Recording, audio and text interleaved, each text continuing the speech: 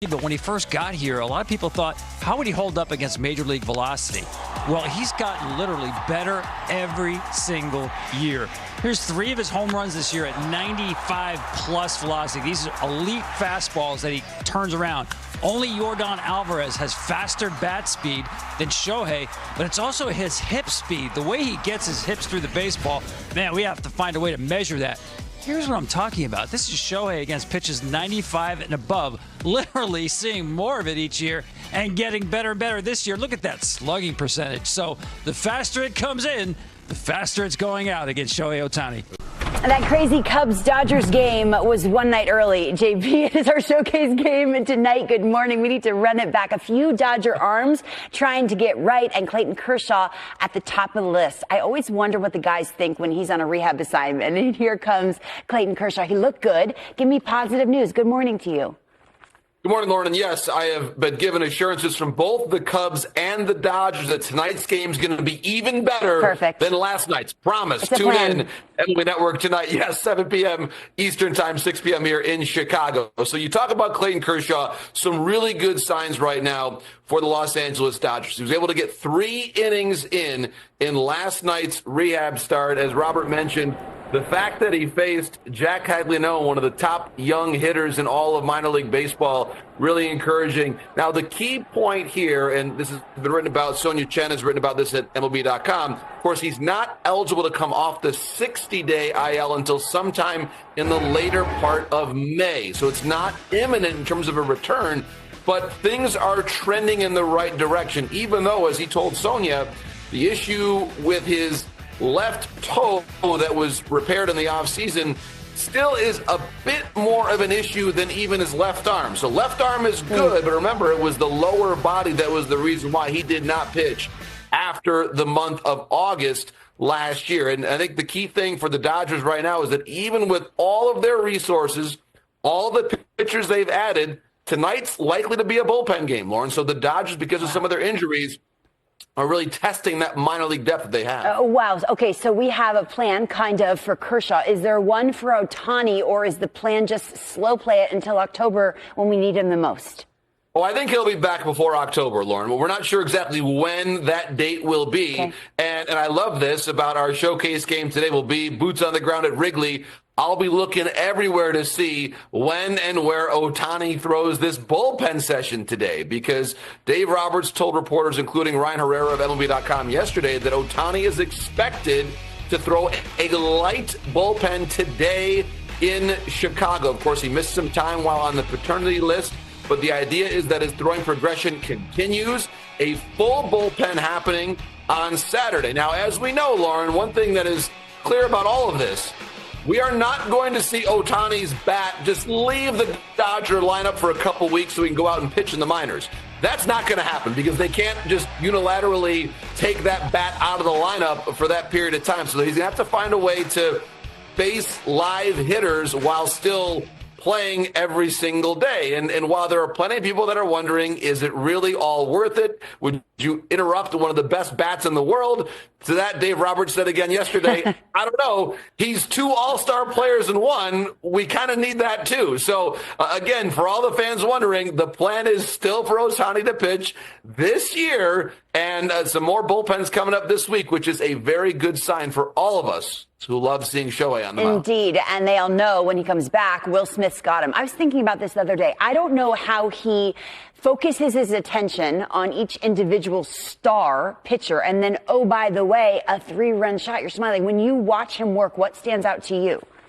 Well, I think he's one of the most important players for any team in Major League Baseball, Lauren, because the Dodgers have a great staff, but they're not an easy staff to catch. And it's because of how dynamic each individual pitcher is.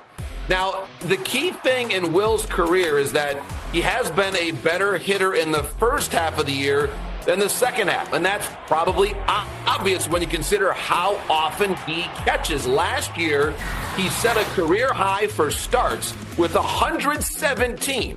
And right now, he's off to the best start of his entire major league career. I think one important point on Will, actually, I'll make 2 points. Number one, it used to be in the pre-Shohei era that there were ways for Dave Roberts to get his bat in the lineup as the DH on days when he wasn't catching. Well, of course, that's not really an option when you've got Shohei being the DH every day. So as a result, last year he caught about 72.2% of the games. This year it's about 75%, and the numbers speak for themselves. The other key point, and hopefully we get into this during the course of the showcase game today, he's closed up his stance a little bit. He's a little more direct to the ball. Maybe it's something for D-Row to look at in the future, but it looks like his stance is more closed. He's able to get into the power of his back leg a bit more easily and driving the baseball as he did yet again last night at Wrigley Field. You can talk about all the superstars in the Dodgers. I would say this.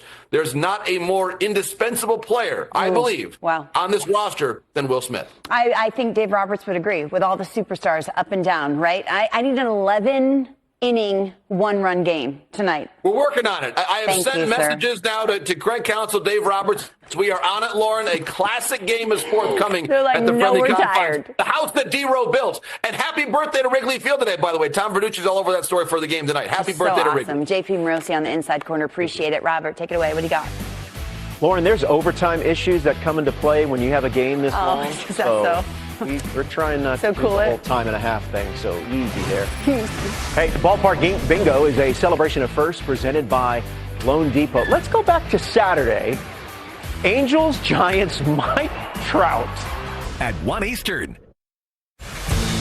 Hey, coming up top of the hour, Brian Kenny and company bringing you MLB Now. They're going to be talking about the Chicago Cubs, fresh off their win over the Dodgers, how they are playing and spending with the big boys. Isn't that like the third largest city in the country? Yeah. I mean, they're a big boy. Yeah. It's time.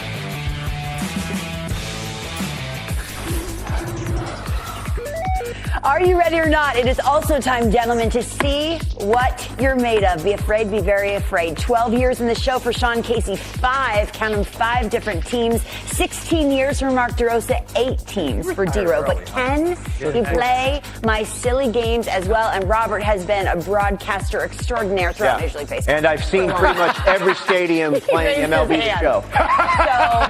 So I should be really good at this. That counts for something. Yeah. I will show you a portion of a ballpark. We will zoom out until you guess. Okay.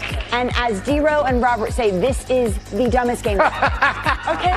So enjoy. Yeah. Are we ready? I have clues. Where can it be now? See, this one I'm talking about. It's a ceiling fan. Busch Stadium. Go. This ballpark, lock in, is the 9th home that this franchise has held. And the 3rd since moving to their current state. 9th home. Balmy temperatures in this park. Can we zoom out? Are we able to do that? A 15,000-pound statue is located near. Yeah, I mean, this is clearly a Wayfair catalog picture. San Francisco. No. It rhymes with Schmruist Schmark. Truist Park. Truist Park, Atlanta. You gave me a ceiling fan and a brick wall. I'm supposed to get Truist. I mean, that's amazing. This is what I'm talking about. This is what I'm talking about. My porch. Yeah. In 2000, this stadium hosted its first concert. Dave Matthews Band played the first. Colorado. I'm going to say Colorado. Best Dave Matthews, no. Best Dave Matthews show or song of all time is what? I don't think there's a right answer and emotion Crash. and your cup. Crush. Not Crush. Not even Crash. Do you even know C Cup's a song? No. Keep going. Okay. It was the last MLB park to feature a dirt strip between the pitcher's mound and Philadelphia. Arizona. No. Detroit. 1-0 0. American Park. 1-0. Just keep hitting this and not saying it.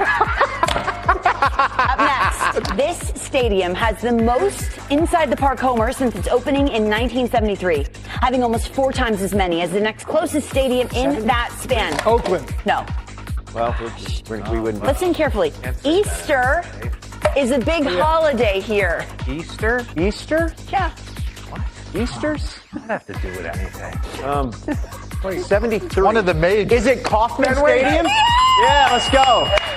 I don't understand. You don't understand that Bobby Witt's a bunny? Oh, my That's God, that's so ridiculous. This game. All right, so it's 1-1. D-Row 1, Robert 1. Case. Okay. Where you at? Get on the board. There's 2 more. Confused. By the way, I just have a special place in my heart for Kauffman. This like it? ballpark is the only ballpark in Major League Baseball to feature orange. Camden Yards. Cam Dyken. Park. Camden. San Francisco. No. Mets. No whammy. Field. There you go, Case. There you go. Okay, this is the championship of the world. One across the board. There's only one more clue. Lock in. One time. I'm locked in. I just got that one. You got Be a it. good 1-1-1. 1-1-1. Are you ready? All the marbs. This is for everything. Winner gets tickets Boston. to the... No. Yeah.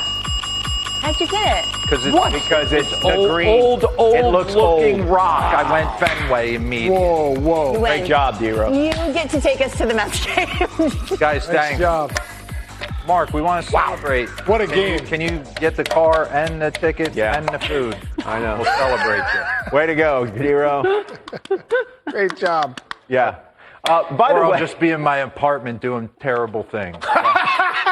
50 years old left alone this long is not good. Case. I'm telling you, it's bad. I love that Case shouted out Oakland. Yeah. My bad, guys. My bad.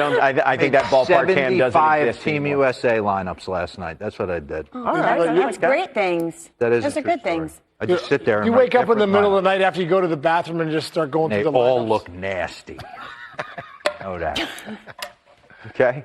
Speaking of old ballparks, Wrigley Field is the site of our showcase game tonight, right here on the network. Matt Vasgersian, Tom Verducci, JP Morosi will be on site in Chicago. He told us earlier it's the birthday of Wrigley Field. I'm not sure what number it is. I'm going to say 220. I might be wrong on that, but 140. comes your way 7 o'clock Eastern time, right here on the network. It's 234 years old, guys. It's built.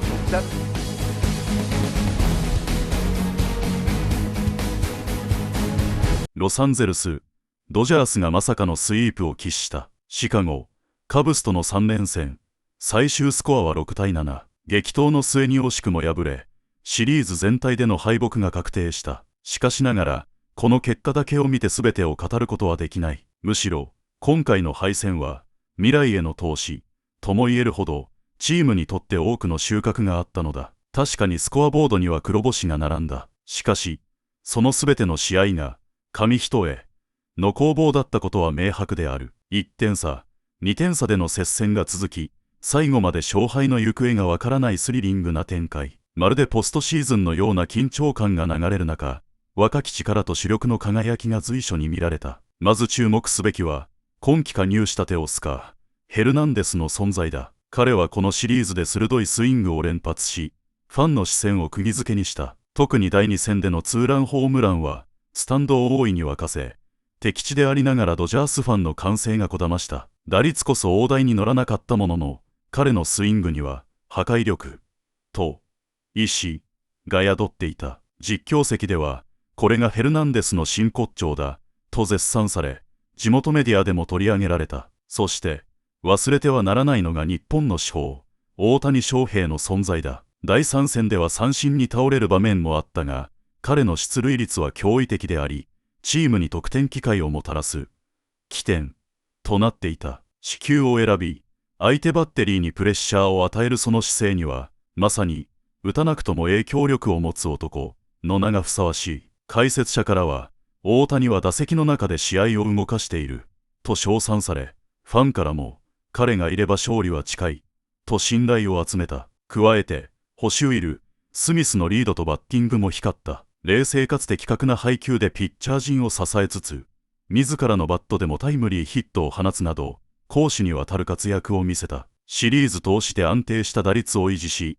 チームの精神的支柱としての役割を果たした。彼の存在感は試合が進むにつれて増し、まさに静かなるリーダーとしてチームをまとめていた。この3連敗を通じて浮き彫りとなったのは、勝敗の重さではなく、成長と希望だった。ドジャースの選手たちはいかなる逆境にも折れず、常に前を見続けた。1点を追う終盤、諦めずに粘り強く打席に立ち続ける姿勢は、若手選手たちにも大きな影響を与えたに違いない。ロバーツ監督も試合後の会見で、勝ち負けよりも、選手たちがどれだけ進化したかを見てほしい、と語った。その言葉通り、今シリーズは、試練でありながら、覚醒の瞬間でもあったのだ。特に代打や守備固めで出場した選手たちのパフォーマンスは、次なるレギュラーポジション争いを予感させるほどの熱量に満ちていた。この敗戦をどう受け止めるかで、今後のドジャースの進化は大きく変わる。短期的な結果にとらわれることなく、